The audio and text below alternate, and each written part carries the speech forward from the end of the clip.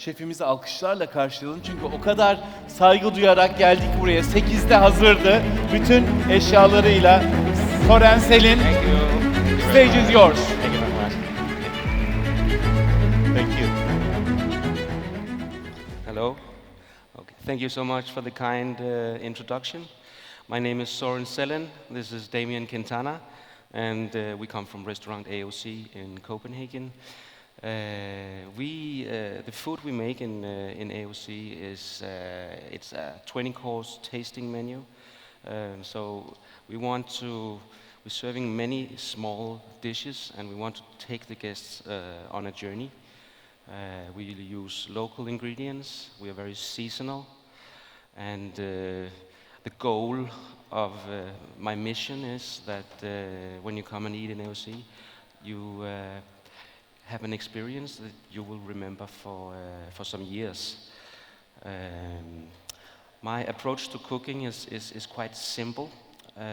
It's all about choosing the best ingredients, treating them with respect, and then combining the flavors with creativity. Today we're gonna zoom in on some of the dishes we do in AOC, and we're gonna focus on especially tableside servings and interactive dining.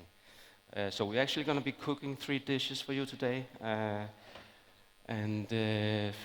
so why do we want to cook these dishes that's being cooked tableside? It's because this is actually some of my favorite dishes. I love to be in front of the guest and presenting the food, the whole ingredient for the guest. Normally in the kitchen we're doing everything, and it's nice to show the whole process for the guests. I think there's something very beautiful from just showing off the product when it's whole and then kind of breaking it down inside the restaurant. So actually I think we should start on the first dish. The first dish is it's baked onion, and we combine this baked onion with a sauce. The sauce is a beurre blanc, and the beurre blanc is made of from this one. It's called elderflower. This is very typical for Denmark. In the summertime we have elderflower everywhere. So we use this in different ways. We make a vinegar from elderflower. We also make a wine from elderflower. It's kind of like a cider. And these things we incorporate in, and then we make kind of like a classic beurre blanc. Also for this dish we have another ingredient.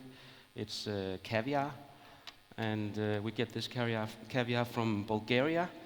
It's sustainably farmed caviar, and it's with a pretty low salt percentage, so it kind of brings out more of the nuttiness. It's a Oshietra caviar. So, is the sauce ready? Yeah? Can you give it a little foam, one more foam? Good. So the thing is, normally in the restaurant, we're putting a trolley in front of the guests, and then we come with this beautiful onion. We cook it 200 degrees in the oven, and we actually use a thermometer to check the core temperature. It needs to reach 85 degrees. When it's 85 degrees, it's done. We also have this. It's caramelized onion puree. We put it in a siphon to make it more foamy and more light. So we start with this one in the bottom of the plate.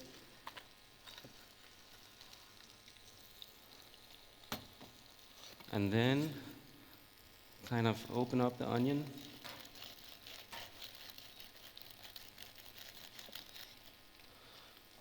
So we kind of just using the middle, so we're using the heart of the onion. So the onion is actually cooking in its own juices. Makes it very sweet. And then because we only cook it until it's 85 degrees in the middle, it's actually also still has some nice consistency, so it's a little bit almost crunchy. There's a bite to it. You could call it al dente, right? Then we open it up with these spoons.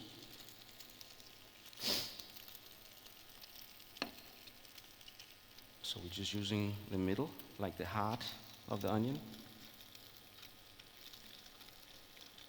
Placing it in the dish. It's quite simple dish.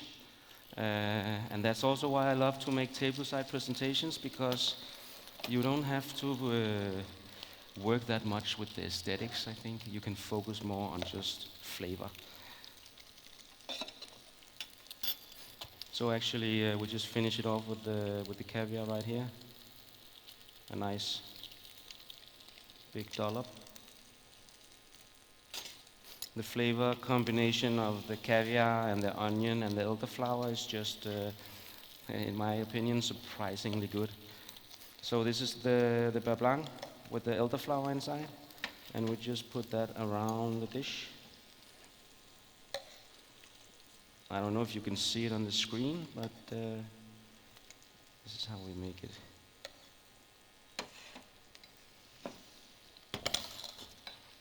Oops.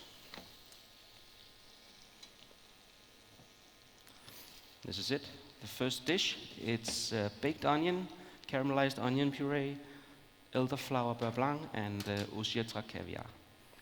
Are we ready for the next one? Very good. All right, so the next dish, it's a dish where I would say we're using interactive dining in a way. We are cooking. Do you have the turbot one? No, like a raw one. Good. Yeah. So we make this cutlet out of turbot. So we take the whole turbot, we cut it in half, and then we divide it into these cutlet pieces. We trim it on the sides, so it's looking like a T-bone steak. It's kind of fun to present the fish in a way where it looks like a piece of meat, but also at the same time it makes a lot of sense, because when you cook fish on the bone, it makes it just extra juicy and extra delicious.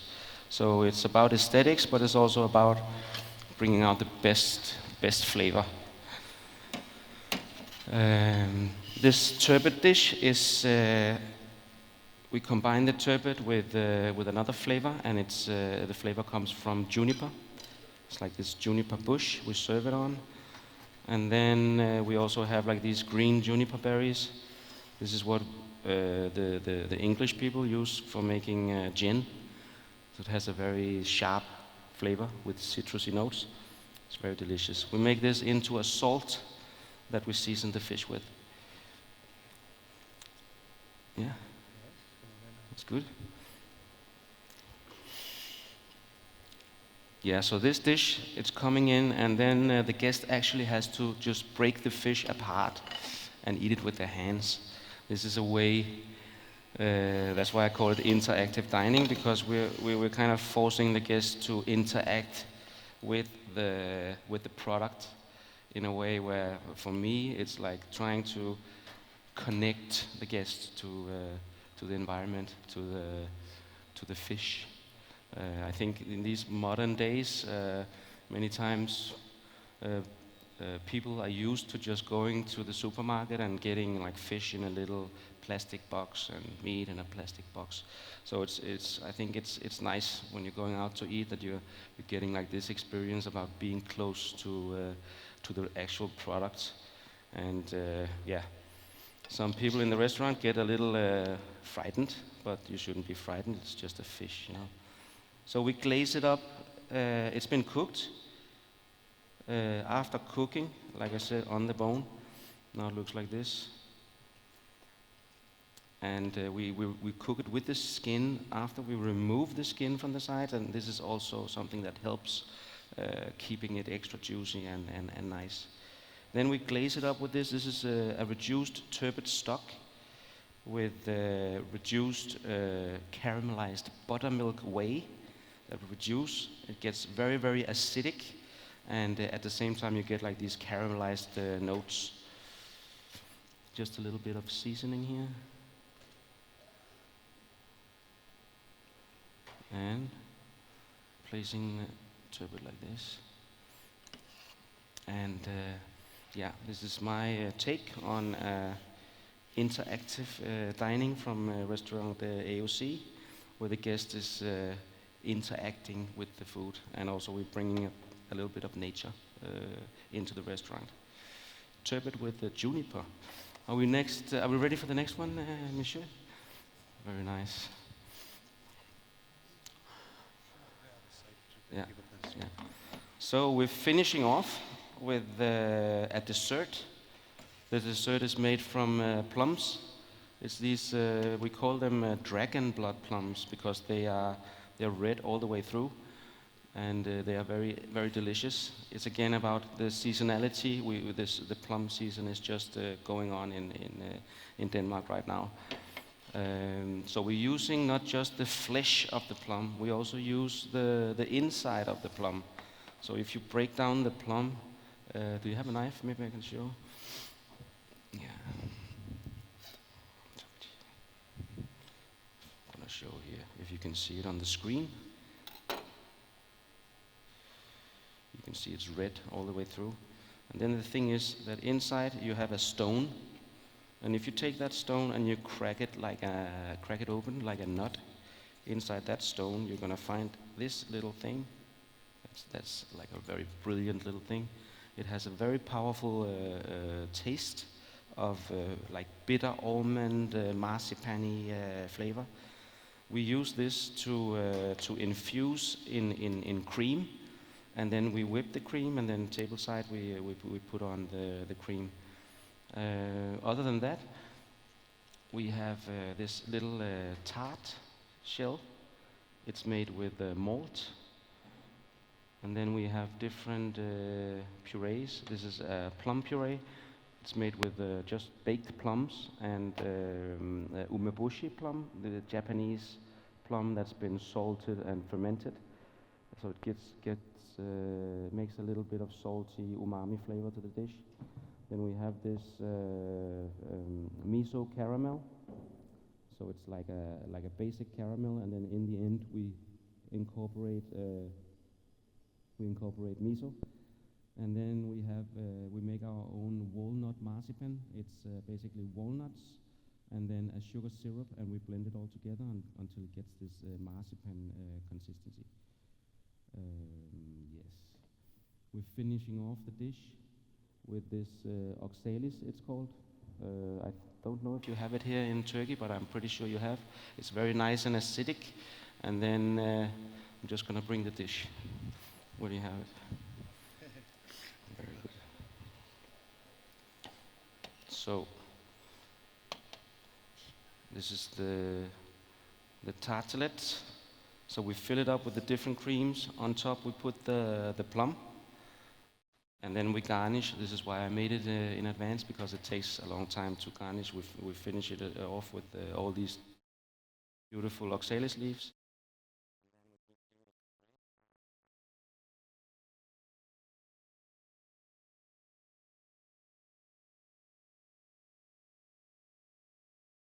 Actually, you're gonna eat this with knife and fork.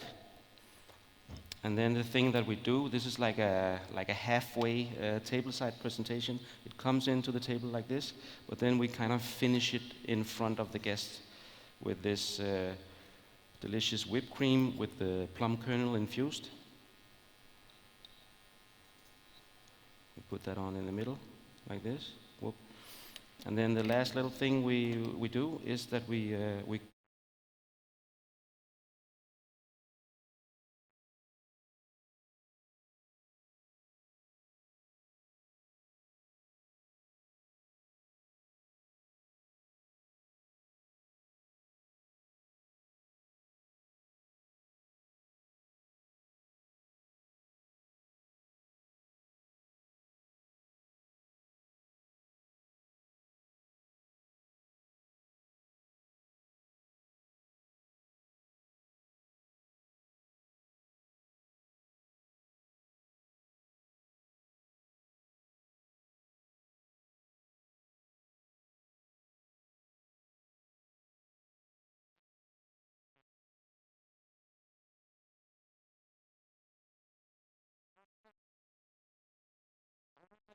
never be able to